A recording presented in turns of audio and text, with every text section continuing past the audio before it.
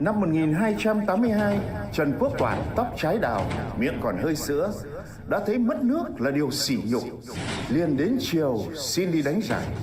Nhưng ai cũng chê Toản nhỏ, tức quá, bóp nát quả cam trên tay, lúc nào không biết, nghiến răng hậm hực ra về, mai kiếm luyện binh, chờ ngày giết giải. Tuy không cao bằng lưng ngựa, nhưng Toản đã thắng.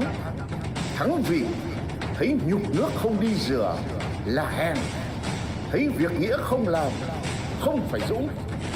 Để hôm nay trong quốc sử lưu truyền sông núi, hoài văn tuổi nhỏ chí cao, cờ đề 6 chữ viết vào lập công.